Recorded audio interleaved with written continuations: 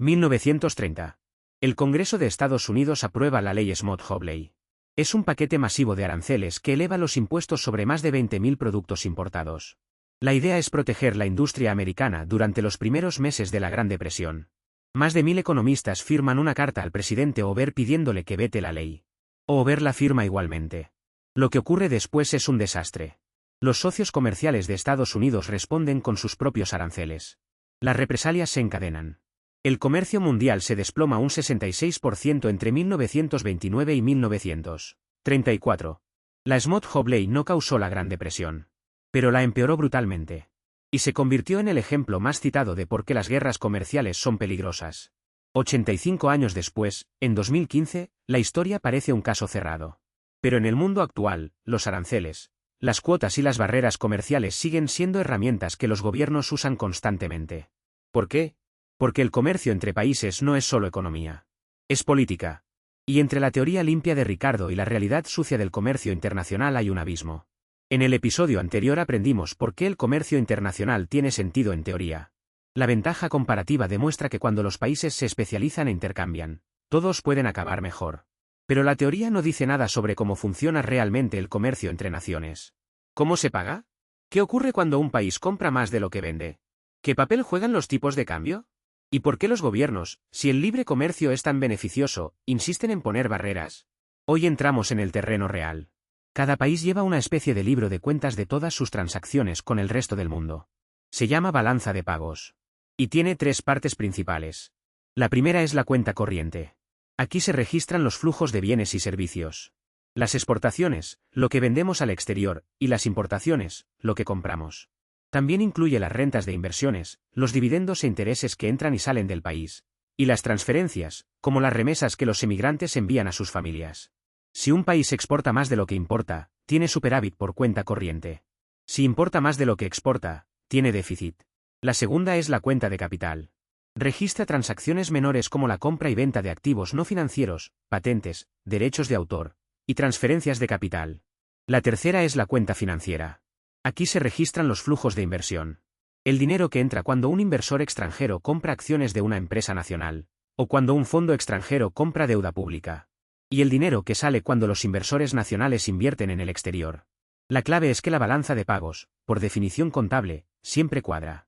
Si un país tiene un déficit en la cuenta corriente, tiene un superávit en la cuenta de capital y financiera. Tiene que ser así. Porque cada euro que gastas en importar algo es un euro que alguien en otro país ha recibido, y ese euro, o vuelve como inversión, o se acumula como reserva en algún sitio. Pocas palabras generan tanta confusión como déficit comercial. Suena terrible. Un déficit. Algo que falta. Algo que va mal. Pero un déficit comercial no es necesariamente malo. Y un superávit no es necesariamente bueno. Pensadlo así. Estados Unidos lleva décadas con un enorme déficit comercial. Importa mucho más de lo que exporta. ¿Está en ruinas? No. Es la primera economía del mundo. ¿Cómo es posible? Porque el déficit comercial americano se compensa con un superávit en la cuenta financiera. El dinero que sale de Estados Unidos para pagar importaciones vuelve como inversión. Los inversores de todo el mundo compran acciones americanas, bonos del tesoro, inmuebles. El dólar sale para comprar productos y vuelve para comprar activos. Un déficit comercial puede significar simplemente que un país es un destino atractivo para la inversión. Que la gente de fuera quiere poner su dinero ahí. Dicho esto, un déficit comercial persistente también puede ser señal de problemas. Puede significar que la industria nacional no es competitiva. Puede acumular deuda con el exterior que algún día habrá que pagar. El diagnóstico depende del contexto. Lo mismo ocurre con el superávit. Alemania y China tienen grandes superávits comerciales. ¿Es bueno? Significa que producen mucho para el mundo. Pero también puede significar que sus ciudadanos consumen menos de lo que podrían, o que otros países se están endeudando para comprar sus productos. Si la ventaja comparativa dice que el libre comercio beneficia a todos, ¿por qué los gobiernos ponen barreras? Hay tres herramientas principales, y cada una tiene sus razones. La primera es el arancel. Un impuesto sobre los productos importados. Si España pone un arancel del 20% a los coches japoneses, cada coche japonés cuesta un 20% más para el comprador español. Eso protege a los fabricantes de coches nacionales de la competencia exterior. El problema del arancel es que quien paga es el consumidor. Los coches nacionales no necesitan bajar sus precios, porque la competencia está artificialmente encarecida. El resultado es que los consumidores pagan más y tienen menos opciones. La segunda herramienta es la cuota. Un límite directo a la cantidad de un producto que se puede importar. No más de 100.000 toneladas de acero. No más de 50.000 coches. El efecto es similar al arancel, reduce la competencia y sube los precios. La tercera es el subsidio a la exportación. El gobierno paga a las empresas nacionales para que puedan vender más barato en el mercado internacional. Esto es especialmente común en la agricultura. La Unión Europea y Estados Unidos subsidian a sus agricultores con cientos de miles de millones de euros, lo que les permite vender sus productos por debajo de su coste real. Los agricultores de países pobres, que no reciben subsidios, no pueden competir. ¿Por qué se usan estas herramientas? Por varias razones. Para proteger industrias estratégicas. Para salvar empleos en sectores amenazados. Por razones de seguridad nacional. O simplemente porque los grupos de presión de las industrias protegidas tienen más influencia política que los consumidores dispersos que pagan precios más altos. Cuando España vende naranjas a Alemania, ambos están en la zona euro. El pago es sencillo. Pero cuando Japón vende coches a Brasil, uno usa yenes y el otro reales. ¿Cómo se paga? A través del mercado de divisas. El mercado Forex, de Foreign Exchange, es el mercado más grande del mundo. Se negocian más de 6 billones de dólares al día. 6 billones. Cada día. El tipo de cambio es simplemente el precio de una moneda expresado en otra. Si un euro vale 1,10 dólares, eso es el tipo de cambio entre el euro y el dólar. Los tipos de cambio afectan al comercio de forma directa. Cuando la moneda de un país se deprecia, pierde valor frente a otras. Sus exportaciones se abaratan para los compradores extranjeros y sus importaciones se encarecen. Eso tiende a mejorar la balanza comercial. Cuando la moneda se aprecia, ocurre lo contrario. Las exportaciones se encarecen, las importaciones se abaratan, y la balanza comercial tiende a deteriorarse. En 1985, un acuerdo histórico ilustró el poder de los tipos de cambio. El Acuerdo del Plaza, firmado en el Hotel Plaza de Nueva York por Estados Unidos, Japón, Alemania Occidental, Francia y el Reino Unido, tenía un objetivo explícito: depreciar el dólar.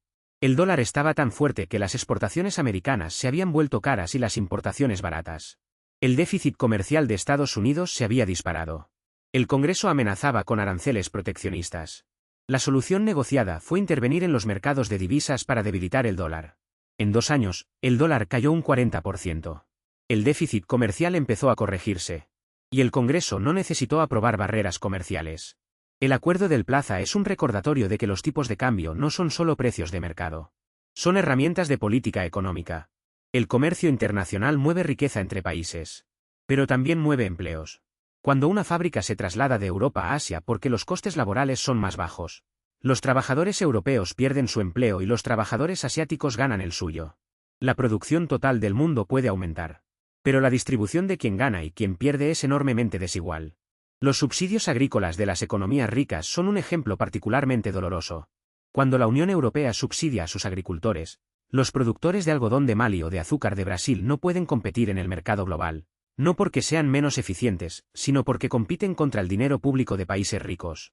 El comercio internacional no es un juego donde todos ganan automáticamente. Es un sistema donde la ganancia total aumenta, pero las pérdidas individuales pueden ser devastadoras. Y esas pérdidas recaen desproporcionadamente sobre los más vulnerables. Repasemos las ideas esenciales.